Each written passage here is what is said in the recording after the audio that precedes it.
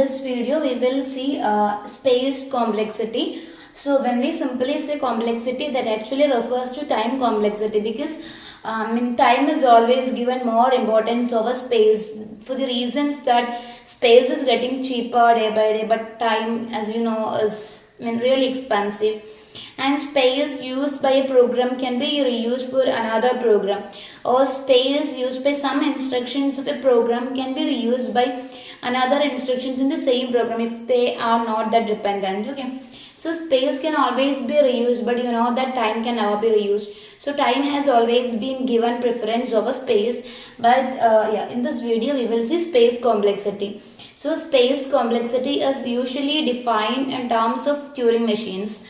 So space complexity of a deterministic Turing machine is defined as the number of memory cells, number of tape cells of a Turing machine that were used up in a computation. That is the farthest cell used by a computation, or the total number of tape cells used by a particular computation is the space complexity for that computation. Okay, for non-deterministic Turing machine, it is computed as the maximum number of space tape cells used by any of its branches in its computation. That is, in a non-deterministic Turing machine, it will have different branches. So the space complexity is the maximum number of cells used by any branch in its computation. So for whether it is deterministic Turing machine or non-deterministic Turing machine, we are defining space complexity in terms of the total number of tape cells, the maximum number of tape cells used in a computation, and that actually attributes to the space complexity of space complexity. Yeah. We are defining space complexity is like that. You know that Turing machines are hypothetical models of modern day computers, and hence this definition really makes sense. Now we have different measures and definitions here, so we will see them one by one. So the two main categories or two main divisions is like Dspace and Nspace. Dspace or simply space, and Nspace. Okay, in some textbook it will be simply space, Dspace or Nspace. Dspace of S of n, where S of n is the space complexity, and space of S of n, where S of n is the space complexity. So now I will give you the definition. So Dspace of S of n is the set of all the languages such that L is decidable by a deterministic Turing machine in S of n space. Okay, so this is a set of all the languages which are decidable by a deterministic Turing machine in S of n space. So similarly, as you can imagine correctly, Nspace is the set of languages where L is decidable by a non-deterministic Turing machine on S of n space. Okay, so simply speaking, Dspace is the space taken by or space used up by a deterministic Turing machine, and Nspace is the space used up by a non-deterministic Turing machine. Now, just like we have complexity classes P and Np in time complexity, we have Pspace and Npspace analogous to that. Pspace and Nspace analogous to P and Np complexity classes in terms of in case of time complexity. So Pspace and Nspace are the other complexity classes here. So Pspace is actually the set of languages decidable by a deterministic Turing machine in polynomial space. That is, we can do the computations in polynomial space here. So similarly, Nspace is the set of languages decidable by a non-deterministic Turing machine NTM in polynomial space itself. See, you may get confused why it is polynomial space in both the cases. That is why it is still polynomial space even for a non-deterministic Turing machine. See, we will see a theorem in the next video named as Savage theorem, which shows that this Pspace is equal to Nspace. So then you will understand how come the space complexity of a deterministic Turing machine and non-deterministic Turing machine are both polynomial in nature. Okay, we will see that in the next video when we discuss Savage theorem. So for the time being, just understand that Pspace is a set of languages decidable by a deterministic Turing machine in polynomial space, and Nspace is a set of languages decidable by a NTM in polynomial space itself. You can also write it as the set of all the languages for all I.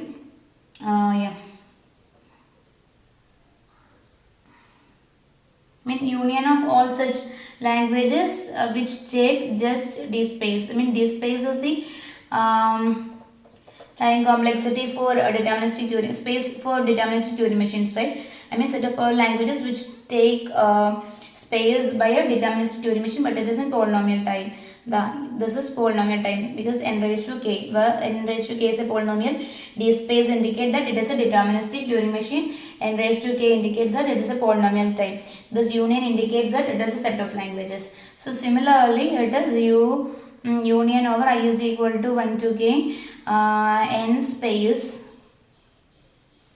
of n raised to k. So n raised to k indicate that it is taking a polynomial space. N space indicates that it refers to the space complexity of a non-deterministic Turing machine, and this union indicates that it is a set of languages. So this is how we define this. So this is Dspace, Nspace. This simply refers to the space taken by a deterministic Turing machine. This refers to the space taken by a non-deterministic Turing machine. Pspace is analogous to the complexity class P in time complexity. Nspace is analogous to the complexity class Np in time complexity. Pspace is a set of languages decidable by a DTM in polynomial time. Nspace is a set of languages decidable by a NTM in polynomial space itself. And you know what exactly is decidability. If you don't know, please do watch the previous video on decidability. Okay, decidability means the Turing machine can give decide the language, that is given a particular input, whether the Turing machine can correctly say that the machine will stop on every input saying either yes or no, or by either accepting it or rejecting it. Okay. So these are the basic notions in case of space complexity. We also have classes which are L and NL. So L means logarithmic complexity class. Logarithmic. This is non-deterministic logarithmic complexity class. Non-deterministic logarithmic complexity class. We will see these two classes in one of our next videos after Savage theorem probably. So L means the algorithms which take logarithmic space. The class L includes computation problems which take logarithmic space, and NL includes the computational problems which is solved by a non-deterministic Turing machine which take logal space. So we will see these two in detail in one of our upcoming videos. So for the time being, we will be restricting our discussion on these complexity classes. So now we will just see the SAT problem which we were using all this while to as the basis of proving everything to the class NP complete in case of time complexity, and we will, as an example here, we will just analyze the space complexity of SAT problem. So hope you are remembering that SAT problem deals with satisfiability of formulas, that is given a boolean formula like x or y or z and x or negation y or negation z, formulas like this, and whether this formulas are satisfiable or not. So SAT problems deals with formulas like this. So and if at least one truth assignment to these variables can lead to a 1 in the output, the formula is satisfiable, otherwise it is not satisfiable. We have discussed it. So here we have several different truth assignments. For example, you can give 0 to x, 0 to y and 0 to z, 0 to x, 0 to y and 1 to z, and it goes on. You will get 8 different truth assignments because there are 3 variables and 2 raised to 3 truth assignments are possible, and for n variables we have 2 raised to n truth assignments, and you know that this is exponential. So SAT problem is taking exponential time, and it was NP and NP complete. But we will see how does SAT performs in terms of space complexity. See, if you want to give x0, y0 and z0 and check the acceptability or satisfiability of this formula, you can do that. For example, you can give x as 0, y as 0, z as 0, and these 3 assignments can be stored, and you can you can get the value of this formula. Now if you want to try with another combination, that is 1 0 1, if you want to check this with 0 0 0, you can save that assignment in a tape and verify the truth value of this formula. Now if this is not working, and in the worst case, if you want to try with another configuration, that is 0 for x, 0 for y but 1 for z, you can delete or remove the previous assignment stored in the tape, and the same tape cells can be reused to compute this. So the same tape cells can be reused again for all the computations, all the different assignments. The same tape cells can be reused. For example, if you want to try with giving 1 to x, 1 to y and 1 to z, you can rub this complete assignment and give 1 1 1. So the same tape cells can be reused. So if there are m variables, you just can do this within order of m space. So SAT problem though is NP in case of space time complexity, it is very linear, or it is just taking polynomial space in case of space complexity. That means even if the space time complexity of an algorithm is really high, the space complexity can be very small. Okay. So that is it. I just wanted to discuss SAT because we were discussing SAT for almost all our examples in time complexity. So this is how SAT takes space. Okay. Now we will see the difference, the relation between the space and time complexity classes. So if I represent it as an inclusion diagram, it will be like this. The class P is the innermost one, then comes class NP, and then comes class Pspace.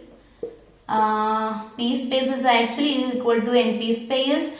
As I have told you earlier, we will use Savage theorem to prove this, and exponential time is the outermost class. See, P is P is subset of class NP. You know that by this time, isn't it? Now that is subset of class Pspace, which is actually equal to the class Nspace.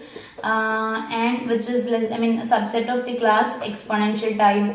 See, the reason behind P and NP being subset of Pspace is that while doing any computation, we cannot have more space, or for any, if you are having n computation steps, we will be using n cells of a Turing machine.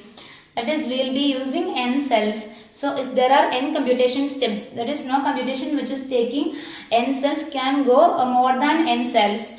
So definitely if you are having n cells, n computation steps, you will be using up n cells. So that is why this P and NP classes are contained inside Pspace and Npspace. Now now this reasoning will be given by Savage theorem why Pspace is equal to Nspace, that we will discuss in our next video.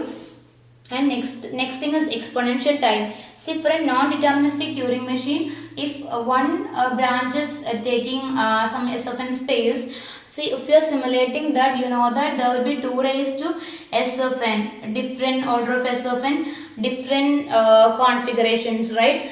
For example, if you are if you are converting an NFA into DFA, what happens? You are creating subset of every possible combinations of states for the DFA. That is, you will be having 2 raised to n power states made from this NFA for this particular DFA. Similarly, if you want to simulate a non-deterministic Turing machine by a deterministic one, you will be having 2 raised to order of s of n different configurations possible, and they will in total will take s of n into 2 raised to s of n computational space to perform this. So exponential time takes exponential time is higher than all of this, because to do this you will take even more than exponential time. So Pspace and Nspace comes inside the class exponential time. They are subset of the class exponential time, but P and Np are contained inside Pspace and Nspace. The reason is, if you are having n computational steps, you can't have you will be taking at most n computational spaces. So you can have a bound of space over this P and Np classes. So this is restricted with this, but exponential time may be taken when we have 2 raised to order of s of n configurations while simulating a non-deterministic Turing machine. So this is the containment of classes. And what I'm trying to say is, even if you have 2 raised to s of n, order of s of n into s of n different configurations, you can reuse space whenever required, whenever possible.